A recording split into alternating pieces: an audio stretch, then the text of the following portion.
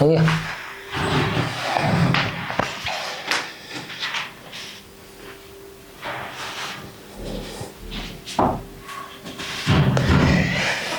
आज हमारा जो टॉपिक है ये है गुप्त साम्राज्य का राजनीतिक विकास, जो कि हमारा जो क्रम चल रहा था वो 6 क्लास का, जो हम अपनी स्कूल का वर्क कंप्लीट कर रहे थे, बुक कंप्लीट करा रहे थे क्वेश्चन वाइज, उसी सीरीज में आगे बढ़ते हुए चैप्टर नंबर 12 है आज। ठीक है, तो चैप्टर नंबर 12 का नाम क्या है आपके का? गुप्त साम्राज्य का राजनीतिक विकास। पढ़ते हैं इसे, आगे चलते हैं। आगे क्या है? गुप्त वंश का संस्थापक कौन था? श्री गुप्त प्रयाग प्रशस्ति के अनुसार, यानी श्री गुप्त जो गुप्त वंश था उसका जो संस्थापक है, उसकी कहानियां कुछ अलग अलग है, लेकिन एक चीज है जो ये लिखा हुआ प्रयाग प्रशस्ति के अनुसार जो है हमारा, प्रयाग प्रशस्ति के अनुसार जो दिया गया तो श्री गुप्त को माना जाता है। किसका संस्थापक माना जाता है? श्री गुप्त को। तो श्री गुप्त को संस्थापक माना जाता है गुप्त साम्राज्य का, गुप्त वंश का। क्लियर है? आगे बढ़ते हैं। नेक्स्ट क्वेश्चन है हमारा, गुप्त साम्राज्य का सर्वाधिक प्रसिद्ध शासक।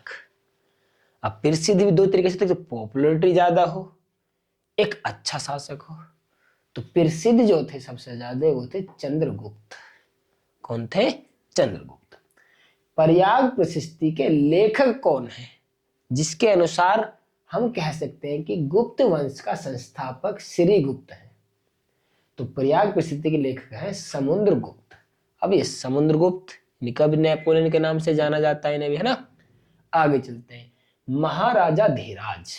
महाराजा धीराज मतलब शासक भी वही व्यक्ति हो, न्यायकर्ता भी वही हो, सेनापति भी वही हो। जब तीन ही पद एक ही व्यक्ति पर आ जाए तो उस व्यक्ति को कहते हैं महाराजा धीराज। तो महाराजा धीराज की जो उपाधि किसने धारण की थी? चंद्रगुप्त प्रथम ने की थी। क्लियर? आगे बढ़ते हैं। नेक्स्ट, वैशाली के लिच्छवी वंश की राजकुमारी से विवाह किसका हुआ था? तो चंद्रगुप्त प्रथम, यानी जिनको महाराजा धीराज की उपाधि दी गई थी, उनका विवाह किससे हुआ था? तो लिच्छवी वंश की राजकुमारी से विवाह हुआ था। ठीक है, वैशाली के, यानी चंद्रगुप्त प्रथम। समुद्रगुप्त के पश्चात मगध का सम्राट कौन बना था? तो चंद्रगुप्त द्वितीय। चंद्रगुप्त द्वितीय बना था। क्लियर? भारत का नेपोलियन किसे कहा जाता है? तो समुद्रगुप्त को भारत का नेपोलियन कहा जाता है। क्लियर? समुद्रगुप्त को क्या कहा जाता है? भारत का नेपोलियन। चंद्रगुप्त प्रथम के पश्चात मगध का शासक कौन बना था?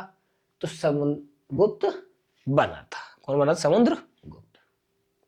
आगे बढ़ते हैं। विक्रमादित्य की उपाधि धारण की थी। विक्रमादित्य भी अपने न्याय के लिए बहुत प्रसिद्ध रहे हैं। तो विक्रमादित्य की उपाधि धारण की थी चंद्रगुप्त द्वितीय ने। आगे चलते हैं। सकारी की उपाधि प्राप्त की थी चंद्रगुप्त। विक्रमादित्य ने सकारी की उपाधि प्राप्त की थी, यानी शकों को हराया था। चीनी यात्री फायान किसके शासन में भारत आया था? चंद्रगुप्त विक्रमादित्य के शासन भारत आया था।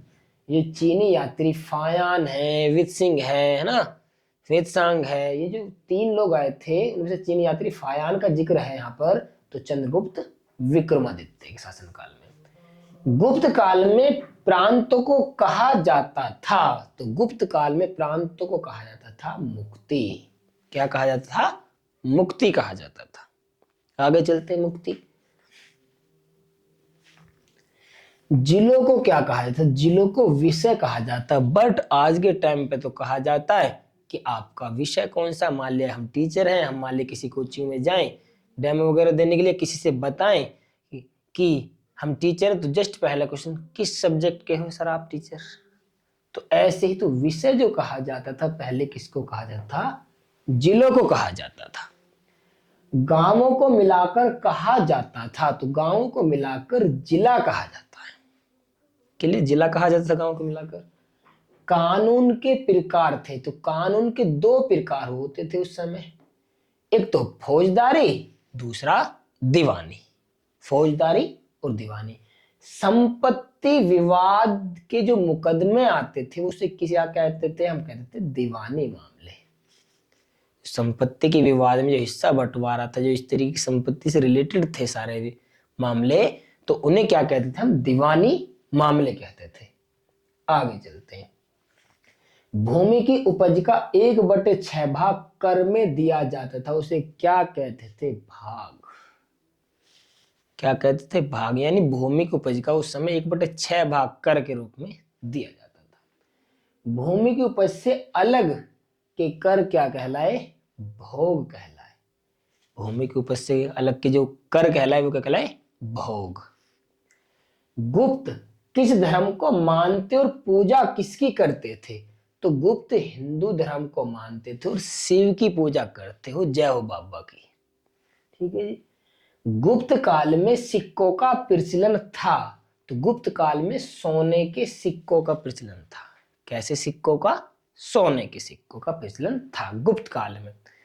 ठीक है। गुप्त काल कौन सा काल? वही जिसकी स्थापना श्री गुप्त ने की थी। क्लियर? किसके अनुसार? प्रयाग प्रशस्ति के अनुसार।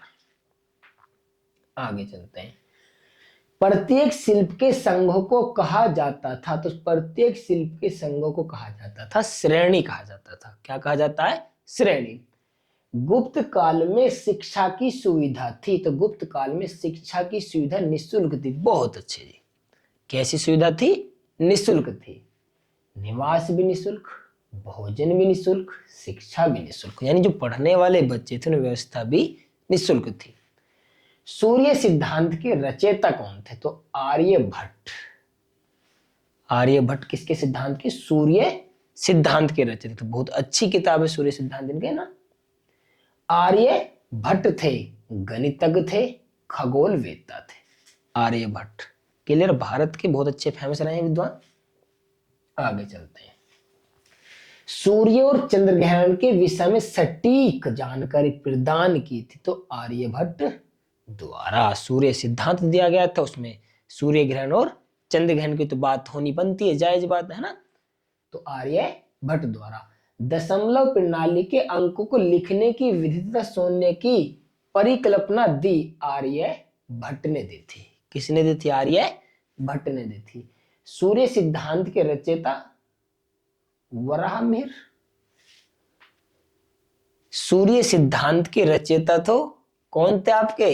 अभी पीछे हमने पढ़ा आर्यभट्ट थे, है ना। गुप्त दरबार के सर्वश्रेष्ठ रत्न थे कालिदास थे। कौन थे? कालिदास। ये वराहमिहिर जो है गलत लिख गया है। ठीक है। आगे चलते हैं। कालिदास द्वारा रचित अभिज्ञान, शकुंतलम, मेघदूत, रघुवंश, कुमार संभव, ऋतुसंहार, पंचतंत्र के रचयिता कौन है? तो विष्णु शर्मा पंचतंत्र के लेखक है। 6 क्लास के पहले चैप्टर में बहुत सारी किताबें पढ़ी थी, है ना।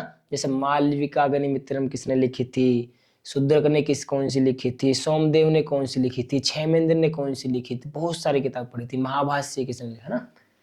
तो मृच्छकटिक के रचा, मृच्छकटिकम किसने लिखी थी? गलत लिखा हुआ, मृच्छकटिकम, कटिकम है ना, शुद्रक ने लिखी थी। किसने लिखी थी? शुद्रक ने मृच्छकटिकम लिखी थी। आगे चलते हैं। अष्ट अध्याय पाणिनि ने लिखी थी। किसने लिखी थी? अष्ट अध्याय पाणिनि। ये हमने पहले ही पढ़ लिया था चैप्टर नंबर 1 में। आगे पढ़ते हैं। अमर कोश के रचयिता, तो अमर कोश के हैं अमर सिंह। मुद्रा राक्षस तथा देवी चंद्र गुप्तम। मुद्रा राक्षस हमने पहले पढ़ लिया था विशाखदत्त, लेकिन नया वर्ड मिला क्या हमें पढ़ने के लिए? देवी चंद्रगुप्तम। तो देवी चंद्रगुप्तम के रचयिता कौन है? विशाखदत्त। गुप्त काल के विद्वान थे, तो गुप्त काल के विद्वान कालिदास, माश, पाणिनि, विशाखदत्त, शूद्रक, अमर सिंह।